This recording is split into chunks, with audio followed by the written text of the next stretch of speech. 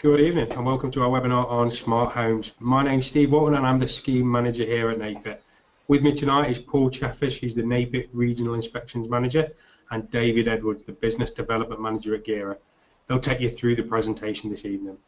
There will be time for questions at the end of the presentation, so please feel free to use the Ask a Question function, which is in the control panel, and for most of you that will be to the right of your screen.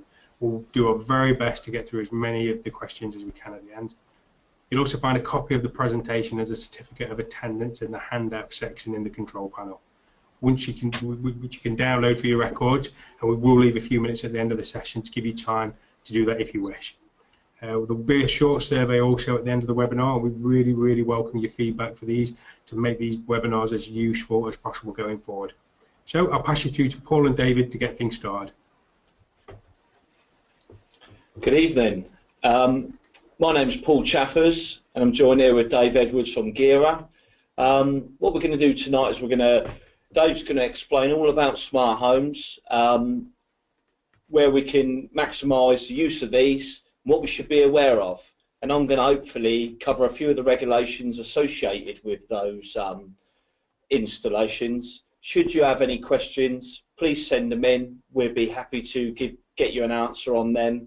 And as Stephen said, if you can take part in the survey at the end, it'd be much appreciated. I'm going to hand you over now to Dave, who's our smart homes expert for the evening, and take it away, Dave. Thank you, Paul. So I'm David Edwards. I work for a German company called Gira, who are over 100 years old and have been involved in smart and intelligent products for well over 30 years. So products have changed in that time, but it's a field that's moving quite rapidly forwards, so it's good to be involved with a manufacturer who looks forwards and is embracing new technology. So hopefully this evening we can share some of that information and a view of the market, and so you can look at your business and decide the kind of systems that could enhance your business offer to your customers. So we're going to move into the information tonight, and we're going to cover a selection of topics as we go through. So we're going to look at what is a smart home.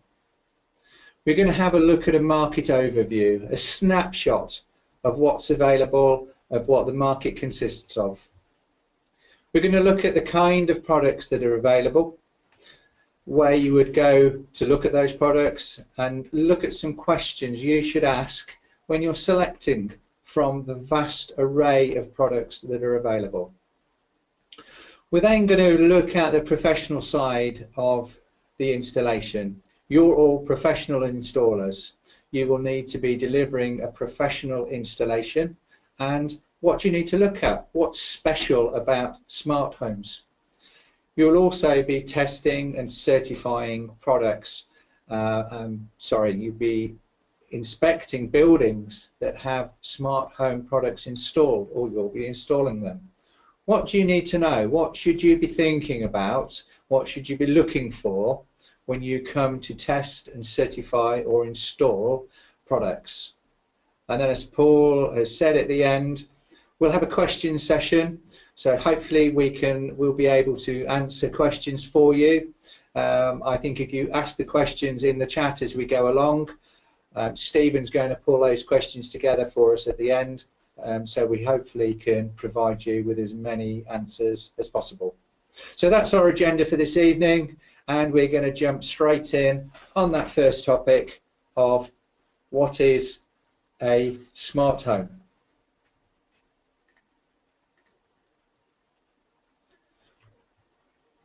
So a smart home, it's the buzzword. It's a buzzword of our decade. And it's a term that's used for lots of things. It's an all-encompassing term. A really smart home is something that is linked. It's intelligent. So it's clever. It's more than just a single switch. It's a switch that can link to something else, that adds intelligence. So it may add that intelligence through wires, through a central control, through the Wi-Fi, through the internet, There's lots of places that intelligence can come from, but we're going to be looking at smart, linked, intelligent. That is how I would encompass a smart home. So from this big term, smart home, what's the value of this market? What is the potential market that our business could be aiming towards? And this market, depending on how you put the products together, is estimated to be worth in excess of £150 million. And the potential spend per person is quite interesting. So on the previous slide, there is a product called the Amazon Echo. So this product here, it is a device that has a speaker. It connects to the internet, and Amazon make two versions of that, one called an Echo and one called a Dot, and they vary in price between £50 and £150. Now that product has been available only in about the last 5 months. And in the first 3 months of that product being available, Amazon sold over 3 million products. So 3 million people thought, that's an interesting product. I could get a smart home, or I could do something with that. And they spent between £50 and £150 to buy one. Now, at the moment, it doesn't connect to an awful lot. That product range is growing. But 3 million people in the UK decided, I'm going to have a go at that. And then we've got a population of smart home remote control users. So 39 million people in the UK have a smart home remote control already. We have a population of 62 million. 39 million have already got the remote control. Now, I accept some of those are children and some of those are not homeowners, but out of that 39 million, a good percentage are. 3 million of them, I'm sure, have got an Amazon product and are interested in a smart home. So I think that shows that for us as professional installers and electricians, there is a big market and a big potential market for this kind of product. So if you look at your smart home, what could you control? So you would be looking at things like heating, cooling, lighting, could be dimming, could be curtains, could be blinds. It could have scenes, it could have light scenes, it could have all on, all off controls. So if you think of an installation that you have done and look at what could be turned on or off, where could I actually fit a switch to turn something on or off, speed it up, slow it down, or dim it up, dim it down, that potentially is a point that a smart home control could go. So really, anything in a domestic or even a commercial building, and we would use different products in a commercial building, but those buildings, anything that has a switch that can be turned on or off could be part of a smart installation. So there's an awful lot of potential products that you could look at to build into this smart home or smart building. So the market. I've taken some very broad segregations and divides within the market. And I've started off with consumer product. Walk down to the high street, go into a showroom, and you will find a smart television. You will find a smart thermostat. You will find smart this, smart that, appliances now, smart, they can link. It's consumer product, people are aware that they can have it. The next level of product I have is DIY or have a go. And by this I mean product that we could go down to the high street. It might be somewhere like one of the DIY electrical stores where I could buy a product, I could plug it in, I could connect it to my network at home maybe, or link some devices together, and I could create my own DIY smart home. Now, it hasn't cost me a vast amount of money. If it worked 8 times out of 10, I'd be pretty happy with that because I did it myself, and I'd be quite pleased that I've got a smart home. But I think the area that we're looking at as professionals is what I've called professional easy. Now, this would be a system that you wouldn't be able to buy on the high street. You would have to buy it from one of our recognised professional electrical channels. You may be able to buy it directly from a manufacturer, but you wouldn't be able to buy it on the high street. I would expect you to need some training, minimal training, but some training. I wouldn't expect you to need specialist tools or invest an awful lot in equipment to be able to work with this kind of product. So if you like, this is quite an easy way to get on board with a professional smart home solution. The next level up would be a professional expert. So this would be a system where you've made a conscious business decision to go in control a intelligent building route. You would invest in training. You would invest in software to be able to create and control the equipment that you've selected. You would be able to put multiple things together and create a professional solution for your customer that would include heating, cooling, curtains, blinds, lighting, and be able to give them remote access and a professional delivery and a professional service for that delivery.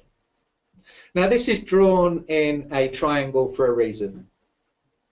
So if we look at the top of here, and I'm going to draw on here and make this into a nice pyramid, because at the bottom of the pyramid along here, we've got product that is very good for making customers aware of functions and systems that they could have. The problem is, as professionals, we can all buy it at the same prices from the same places. So our margin and our profit chances are quite low, really. So it's going to be a problem solver. As we move up the tree, up the pyramid, product becomes only available to the professional channel. And so you're able to charge your professional fees, you're able to charge for a professional service, and I would expect the delivery cost of a professional system to be a lot higher. I would expect the margin return for your professional service to be higher, and your installation rate to be higher because you're an expert and you've invested in that.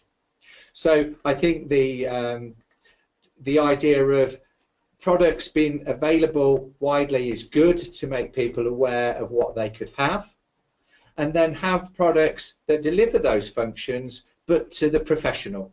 So you can provide professional solutions and make your required sales channels, which you deserve. So now we've talked about products being intelligent. So if they're intelligent, there must be intelligence somewhere in the installation. And there are two main places where we can put this intelligence. The first place we could put it is what we call IoT, the Internet of Things. So this is in the internet, in the fluffy cloud, somewhere in the internet world, in a country somewhere, we don't know where, there is a server, there is a system that is making calculations. It's receiving information from a device, it's performing the intelligence, and then it's sending the result back. The new system coming out around the Internet of Things is a system called IFTTT, and it means if this, then that. So what it allows you to do is create a link of commands or a link of events. So you could say, I've come home. Okay, so I'm in the house. But when I come home, I want the lights to turn on and I want the television to turn on to a news channel. So what happens is when you come in, you set the command, I'm home, and in the internet, in IFTTT, it says, he's now at home. That means I need to turn the lights on. So command back to the lights, and he also wants the television on, command back to the telly, and the television is now on. But you could also use things there like the weather forecast. So I would like my house to be at comfortable temperature for 8 o'clock when I get home from work. Now, IFTTT can say it's snowing outside and it's going to take a bit longer to get your house to the right temperature for 8 o'clock.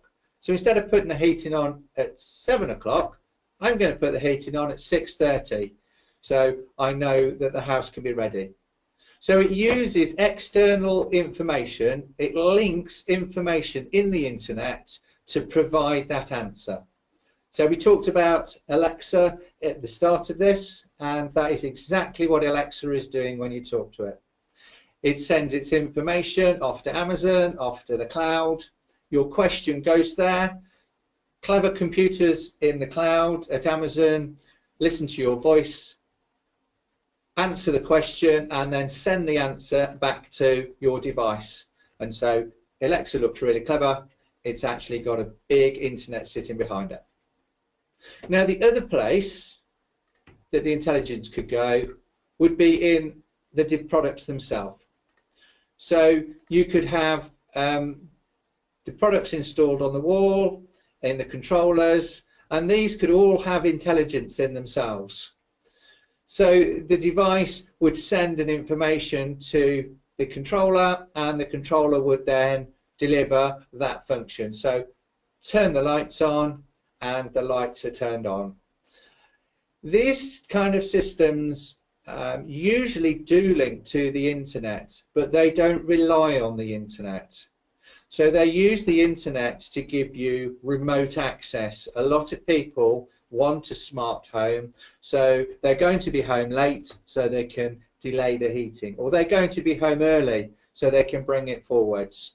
Or it's really nice weather, we're having a weekend away, we're going to stay Monday as well, so they can delay things. Our lives change very quickly. We have to react to customers, we have to react to what's going to happen. So for our homes to be connected, we can then link back to them easily and make those changes. So your two options really are to have the intelligence in the devices, or to have your intelligence in the internet.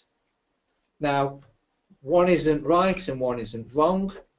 They are both valid and good places to work. You'll find product in this category where the internet is used. You don't usually own the intelligence, so you will probably rent the intelligence. So it will be £6 or £10 a month for a function or a feature, and your client will pay £10 a month for their heating controller from the internet with lots of functions, and they'll be really happy, and they just pay it every month. The product cost and entry cost would be lower generally, but there is an ongoing cost. The other way, if you own the intelligence, the devices tend to be more expensive, but you own the intelligence. So you have the complete installation, there are no monthly payments to make, you own it outright, and it just works. It connects to the internet, and there's normally no charge for that because it's really providing a service. So those are your two routes to go. So then you would have to look at, looking for a professional system, what sales channel is the product I'm interested in available on? So how am I going to buy the product? Who else can buy the product? And what do my customers need? What do my customers ask me for? And where can I get that? So if we're talking about professional systems, we're looking at systems that would come through your normal wholesale channels, which the consumer generally can't buy. So you have a position there on the pricing for the product. Some products you would buy directly from a manufacturer, and I would suggest you look at the training that is available for the product. Is there training available? Is it easily to access the training? Is that available online? Do I have to travel to a specific training venue for that? Is the training free, or do I have to pay for it?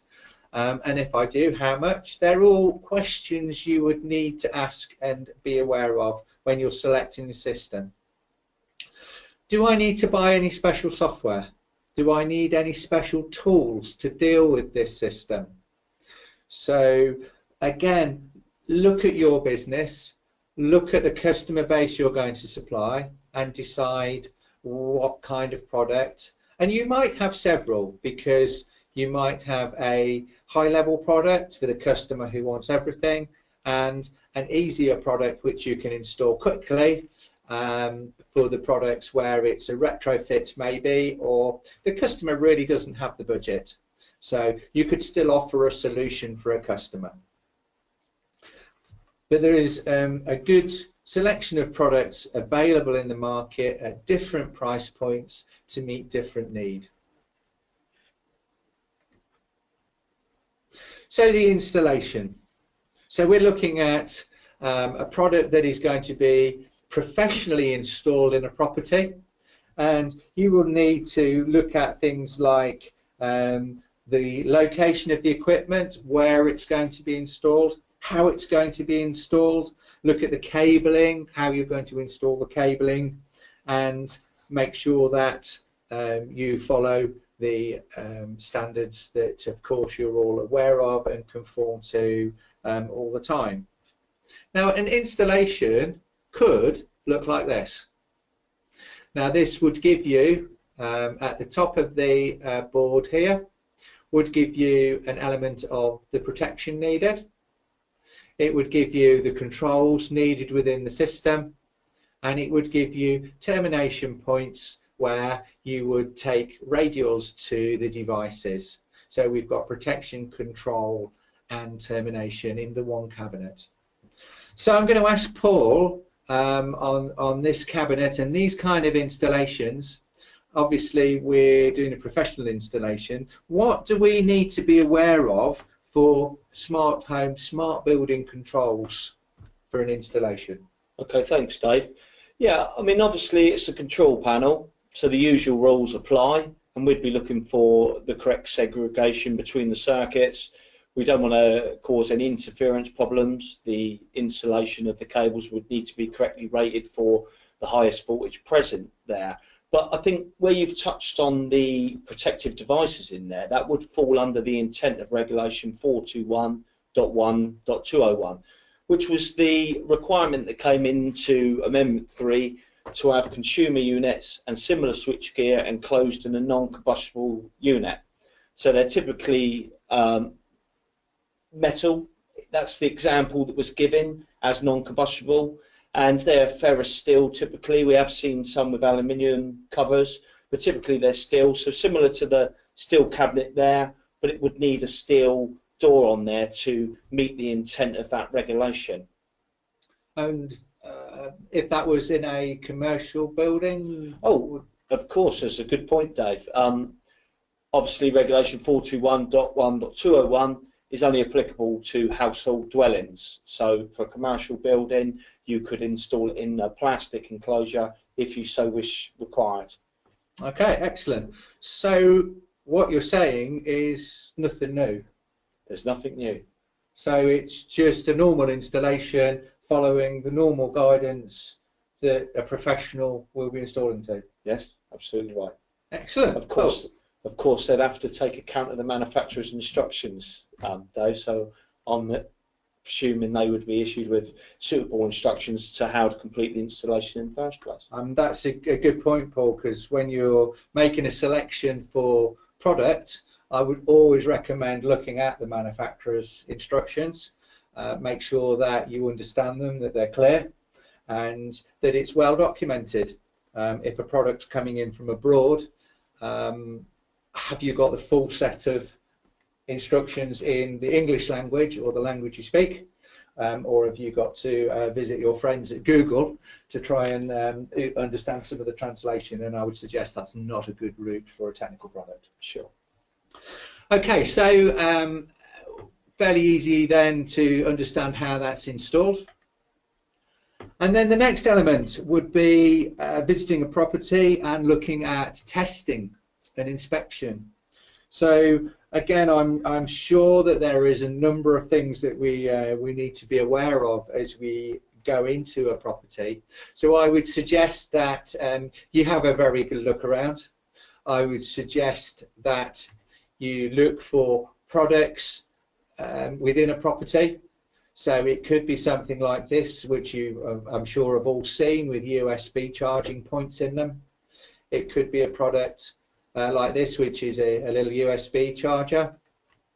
Now this is an interesting one. Now this is actually would be fitted in the ceiling.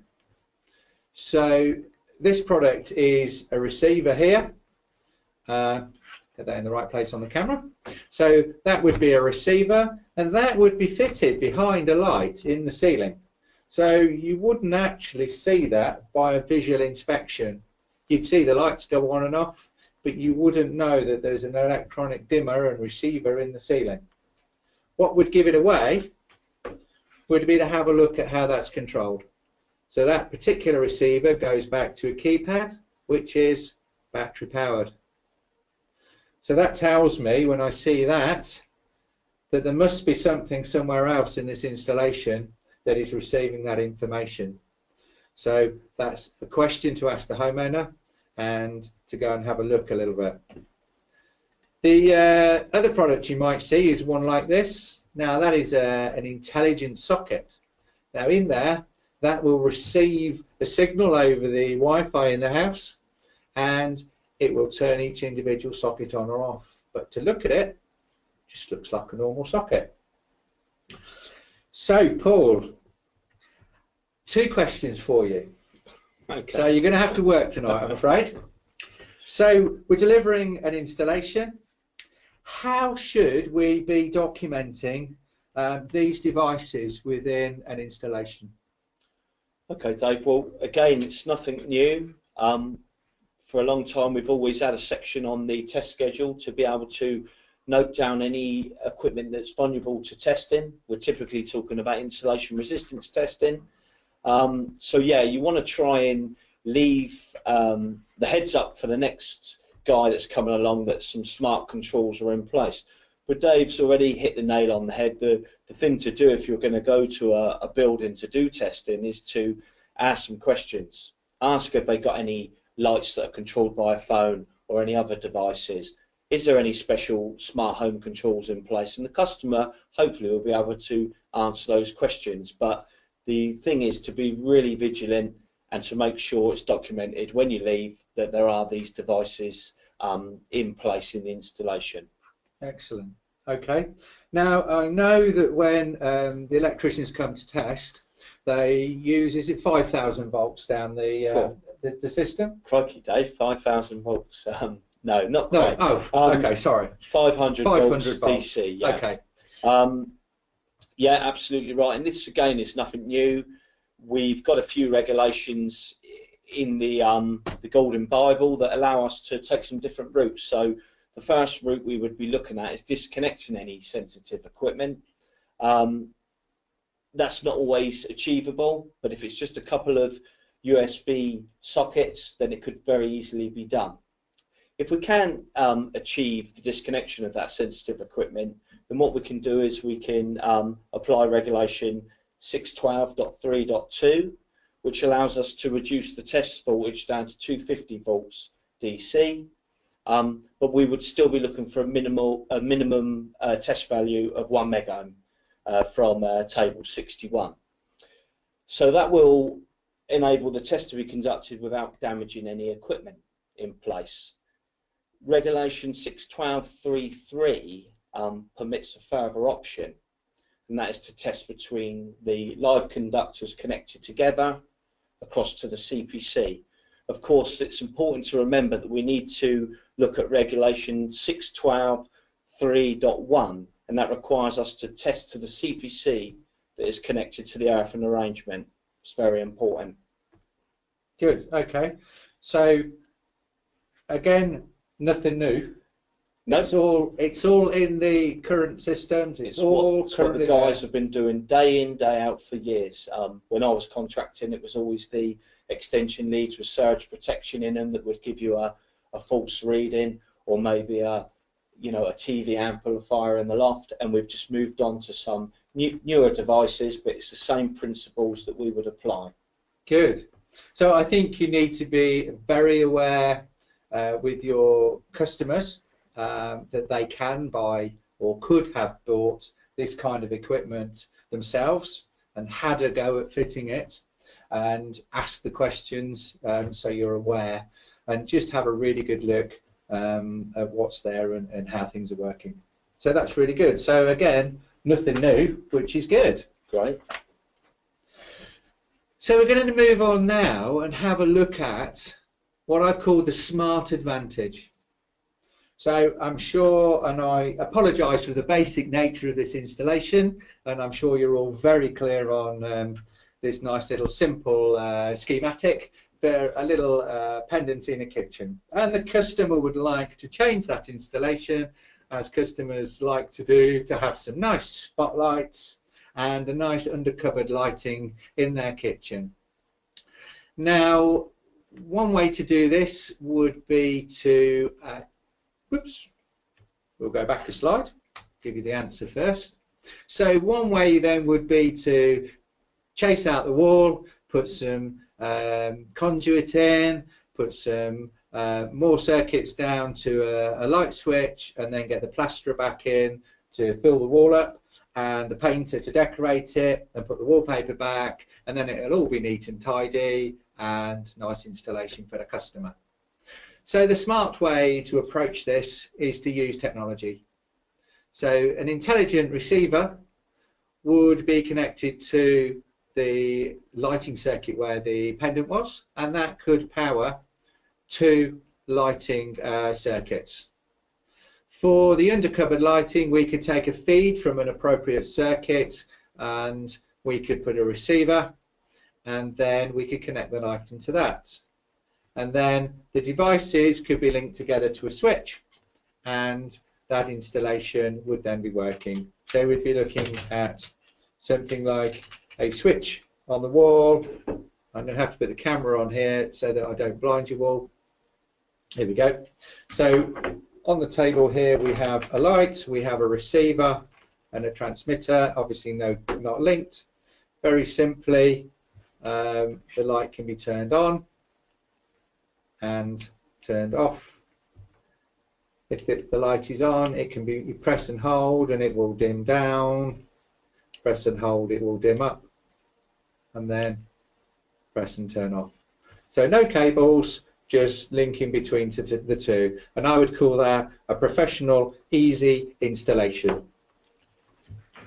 So that kind of equipment in that kitchen or that element could be installed quite simply, quite quickly, and more importantly without disruption, without chasing the walls out, destroying the wall finishes, and deliver a good solution quite quickly. You should be finished for lunchtime, having had a cup of tea and filled in all the documentation. Not always that easy, Dave. Well, I do live in the real world, so obviously the customer knew exactly what they wanted and we delivered it first time. But that kind of system could cost as little as £100 or upwards. So it's not a major cost when you consider the cost of the plasterer, the painter and all the services, and then disruption with the building work. So Dave, one thing you didn't cover is how are they programmed together? Is it a pairing, push button pairing? So this particular system here allows the device to be put into a programming mode, and then with a simple press of the button a link can be created between the two devices. So there's no programming tools, there's no software, it's just a link. We call it push button pairing. They go into learning mode and then link together. So very simple. And one of the features that people do with this is to create an all-off function. So if you have a homeowner who has children, if they're anything like my children, they've learned how to switch a light on but not off. So with a simple single press as you leave the property, it sends an off to the lighting, could send it to the heating, could be to the curtains and to the blinds, so that you know that those systems have been turned off. So it's a nice added function for the customer. So the future is changing. And who's inspiring that change? Well, I've got my trusty little electrician here, because I solidly believe that the change is going to come from professionals, from professional electricians who want to move forward with technology. They want to move their business forward. We said £150 million is spent, at least £150 million is spent on this market. We've got 39 million remote controls already in the market that people want to use. We've got a market where technology is growing, changing, developing. We've got a lot of new companies coming into the market. We've got Alexa come in, we've got Google brought a product in, and they will need products attached to them. So the smart home market is going to develop, and I strongly believe the professional smart home market is going to be a very strong base going forwards for systems. So I would suggest that you look at manufacturers, look at products, look at your wholesalers. I would go and visit some exhibitions, look at the ELEX exhibitions. So next week we will be at, where are we next week? Harrogate next week. So you'll be able to see a selection of electrical, smart home, smart products at Harrogate. If you can't get to Harrogate, it goes to Coventry and to London. If you look at the ELEX website, you'll find those. You'll find NAPIT there. We'll be there supporting the members. There with the members, so you'll be able to talk about these topics and get more information on these things. So I think that really draws to a close the kind of things that are out there. Hopefully we've raised some questions, so you can look at the market, you can look at systems that suit your business, and you can make some informed decisions about the way that your business could develop, embracing, if it's right for you, smart technology, smart controls for a commercial or for a residential area. So I don't know if you've got any else to add, Paul? Not really. I think we'll wait for the questions to come in. Okay, so I think really at that point we would say thank you for your attendance with the seminar. We look forward now to some of your questions, and we will do our best to answer those questions for you, and we'll see what we can do. Okay guys, so we've got a few questions. The first one is, how secure are these systems? Okay, so security, obviously with the news this week with the incidents in the hospitals and viruses and things, it's a very, very good topic. Security has to be a very high consideration. You are giving access to your router normally and your property. So I would be very aware of the systems that I go to, where I look at the security. Most systems will use encryption and to provide that security. So I would look at those systems. So a lot of the encryption is the same kind of encryption that's used in the mobile banking sector, so that the commands and controls are secure. And it's also the way that you're opening up your property to allow information in. So if you're not good at networks, pick a system that does it for you, or get a relationship with somebody who can look after the network side for you within there. So manufacturers take security very seriously, so that systems are secure. Okay, thanks for that one. Right, the next one. Who are the big names within the UK? For smart controls, so if we go back up to some of the slides on here, you would see things like you would see Nest, Amazon, Hive. You've got KNX is a product which would be in the professional world, which is a generic platform, and then you've got people like Hamilton, Sycamore. There's a whole host of professional systems that would link through with different degrees of products that are available, and of course from ourselves. Okay, another one. Can surge protectors be installed within these systems? Can surge protection be installed within the systems? That's probably one for you, Paul. Sorry, is that? Can you just repeat the question, Steve? Sorry, can surge protectors be installed within these systems? Surge protection. Yeah, I can't see why not. Obviously, surge protection. Yeah. Dave, is this more of a question? Okay, yes. So some systems will broadcast the information to the devices through the mains wiring. So sometimes you get a filtering effect from surge protection. So if the system that you're using is going to go through that, sometimes that can get blocked. It depends how the smart devices are connecting and are linking together. So the product that I showed you here uses radio, which is nothing to do with the power line type of connection. So that would be absolutely fine. If it's something like X10, I'm not sure. So some of the systems that use power line connections, that surge protection may stop them working. So this comes back to where we need to take account of the manufacturer's instructions. Yes. To be able to decide what is compatible in the system and in the installation. So it's a good question. Yeah. Okay, another question. Do all the products come with full installation details? I can only answer for Gira. The answer from us is yes. In the box, in every box, you will get instructions to the product, and then on the website gira.com, you can go to the product, and there is a full download, multilingual download for every product. We tend to produce 2 instructions.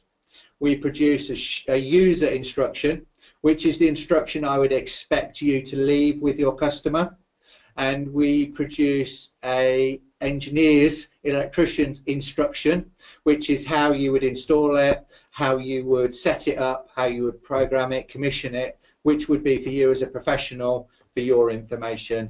But there is normally an easy user guide or a consumer or a end user instruction that you would hand over. I can't speak for other manufacturers. It's one of the questions you should ask and look at when you're selecting the product range. Okay, and another one. What is the sorry, computer's just gone. There we go. What is the signal distance from switch to receiver?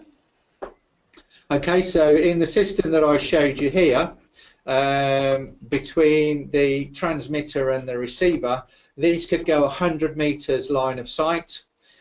Bring that into a building, that would be reduced. So we tend to work on 30 meters within a building, point to point.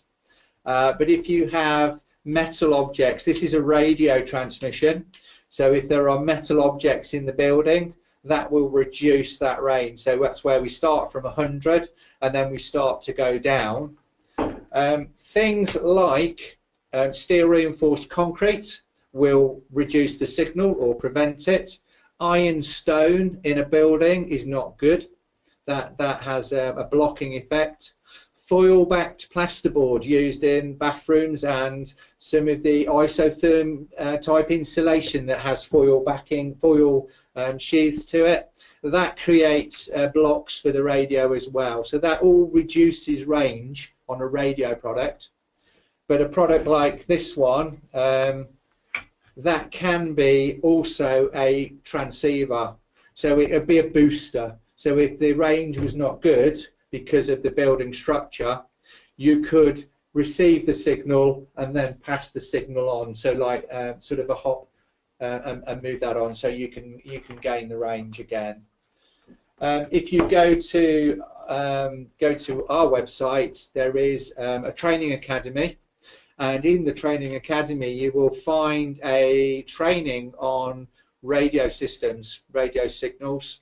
It's generic, it's not about Gira, it's about how radio signals work in a building, and it's an interactive session, and it would be the same for Wi-Fi, for any radio product, as to where you would site a transmitter and receiver, and it will show you how the range can be increased or decreased and the reasons why. And it's interactive, so you move things about and you see the range get better and not. And that's at gira.com in the Training Academy. Okay, another one. Will the 18th edition regs have a section for smart technologies? I don't know. I haven't seen the 18th yet. Well, I don't know, Paul. Of course, it's still at a DPC stage. It's not out for public comment yet. I don't believe there will be a bespoke section just for this, but obviously there's different areas within the regs where you have to consider. We've covered them tonight, where we've considered vulnerable and sensitive equipment and other areas like that. And obviously it's likely that we are going to see some areas in the regs that are going to be looking at energy efficiency, but that's going to be probably more to do with power and distribution cables more so than smart home technology. Okay, another one. What kind of data cabling system should be installed in a new build or property refurbishment during a normal electrical rewire to prepare for a future smart home? Okay, so that's quite a big topic. I don't think there is one answer. I think we will see a lot of systems connect wirelessly. So I think we will see more wireless product out. So the cable infrastructure, I don't think will be as important. I think the audio-visual world will move to networking. So Cat6 cable to appropriate points, I think, will be interesting. We're seeing more bus technology. So KNX bus is coming through quite strong now. It's a dominant player in the European market. So you would see probably 70% of properties would have a bus system installed. If you think of your car has CAN bus in it, if it's a reasonably modern car, that all devices link together on that bus. KNX is that same kind of bus system for properties, commercial and residential. So that and possibly network cable. I think you need to look at what you're trying to achieve in the property, what systems you want to add to that. And I think wireless, as I said, I think we will see more wireless technology and those two cable structures. I think we're probably at a point where bus technology is very strong and reliable. You can do more things down network cable in terms of AV, television, and controls there. So I think both are going to sit at the moment. Yeah, I think it's very unlikely that a customer is going to want to pay for cabling just in case. So it's going to be more when the installation is designed at a design stage to have that conversation with the customer. Are you likely to want to add any of this to your property? or to your building, and at that stage is where you would design what cabling to put in it. It's very unlikely that a builder or somebody would want to pay extra for an installation for just in case purposes. Yeah, I think another answer I would give you is if you look at the European market and you look at an installation, if you move to a radials wiring system, so where we showed the units with the big consumer unit with the metal housing, so that system, if the cabling is done as radials, the control equipment that you put against it is very flexible. So it could be any manufacturer's control equipment at the front of those radials. So you would bring your incomers and your protection. You would then have a controls layer, which could be from anybody, and then radials to those end devices.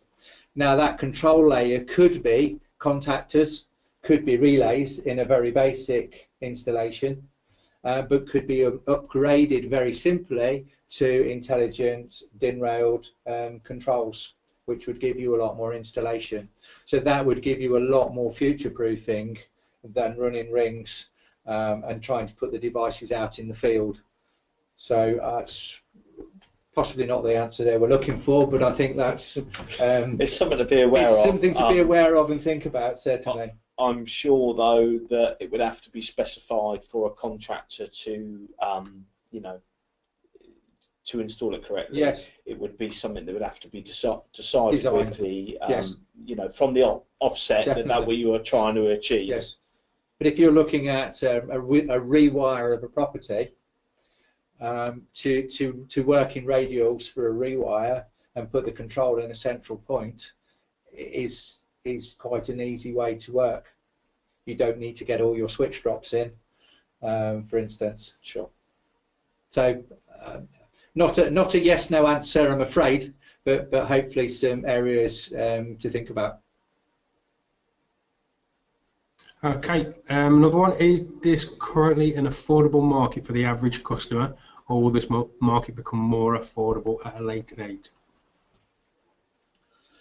I would say at the moment this is a middle market product, and I think it will become more affordable as we go forwards.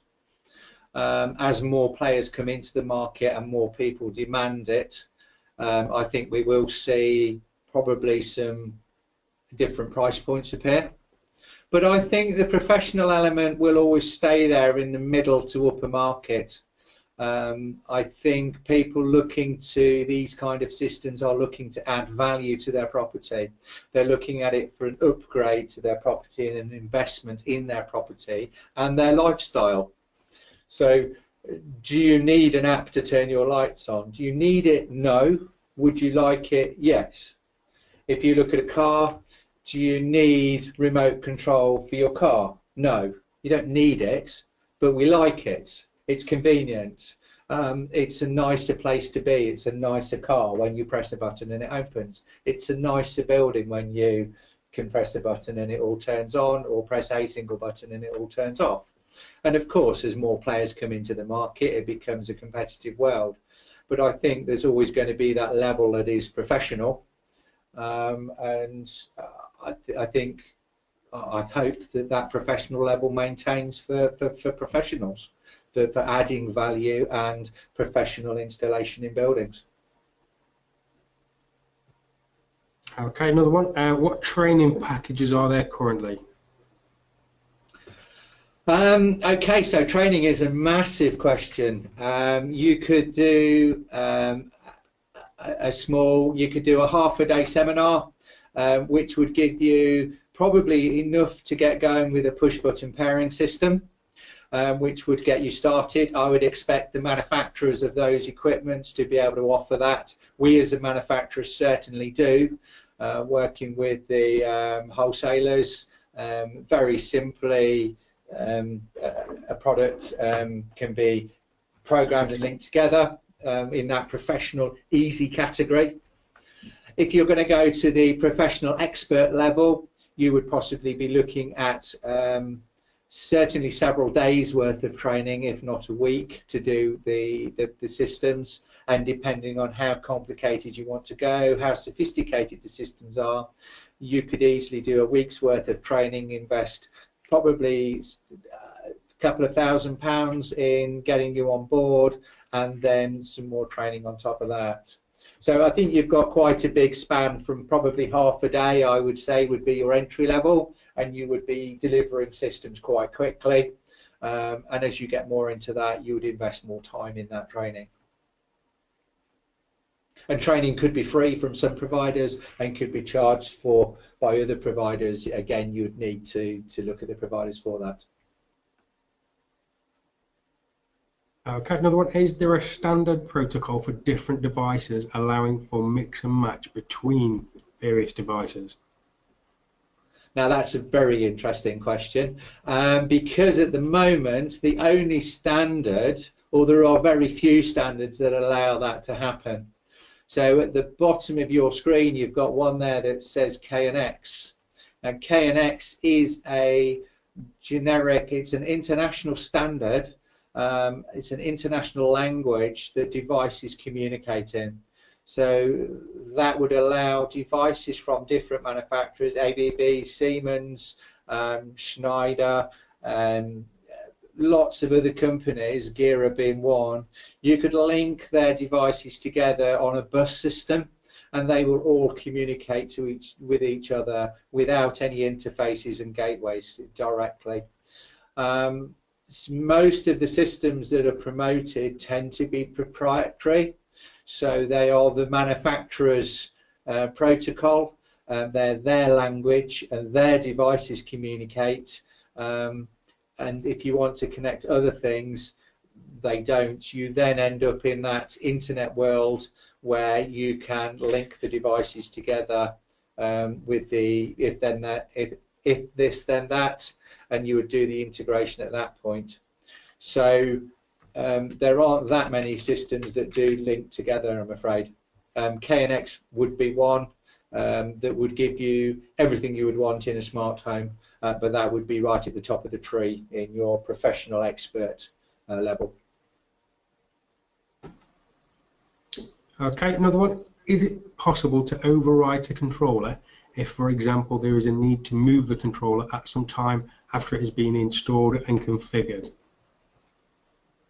Okay, so I would generally speak for our own products. So generally products you would download to them, and you would, as an installer, have the master file, if you like, of the information you've downloaded.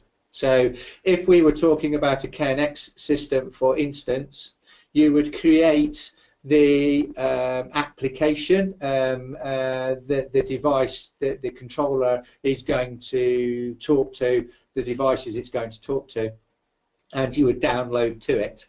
And that download would mean it would tell it the addresses of everything it's communicating with, and it would give it its intelligence effectively. If that controller went wrong, you could put a new one in and download to it again with that information. So you can tell it the same story, you can tell it the same rules, so that it can then communicate. One of the advantages of a bus system would be that if a device did go wrong, that it doesn't affect the other devices because it's not relying on a central processor. But that's kind of a different that's a different presentation. But generally, yes, by the owner, by the system installer. But normally, once a device has been installed, you need to have some level of authority, either administrative rights or access to a programming button or something, known information or known function that you can then change it. So I couldn't just walk into Paul's house and then just decide to change the program on his lighting. I would need permission to do that. So that's part of the security within a system. So you can log into systems remotely to do that, but only if you have the right permissions and the right level of security. Okay, guys, the last question we've got time for this evening. What size loads can be switched by these units? For example, can a cooker be switched on or off? Okay, so you'd need to look at the loads on the device, on the actuators. Now, a cooker is going to be 45 amps-ish. Could be a range. Could be a range. Yeah. Okay, so the devices in the smart home controllers or the commercial controllers, certainly from ourselves, I think 16 amps would be the largest load we would switch. But what you do is you would then use that controller to be the primary onto a contactor, and then you would use a contactor of the appropriate value. So if it was a cooker and needing 45 amps, you would use an appropriate contactor. Use your controller with a lower load on the primary to switch that contactor. So when I said at the beginning, if you can turn it on and off, you can control it with smart controls. You really can. With technology that's there, with contactors, you can switch some very high loads as long as you have the right primaries. So the answer is yes, as long as you go about it in the right way. Okay, well, thank you for joining us this evening. If you've got any more questions that we didn't have time to cover, don't forget you can access the NAPIT technical helpline on 0345 543 0330, and there's also the online forum where you can discuss technical issues amongst yourselves at forum.napit.org.uk. We'll make a recording of tonight's webinar available tomorrow morning on our YouTube channel, and we'll leave the webinar running for a few minutes to allow you to download the certificate from the handout section. If you could fill out the survey once the webinar closes, we'd really appreciate your feedback. Future webinars will be announced on the online forum, over social media and via email, so keep your eyes out for those. Once again, thank you all for your time and enjoy the rest of your evening. Good night.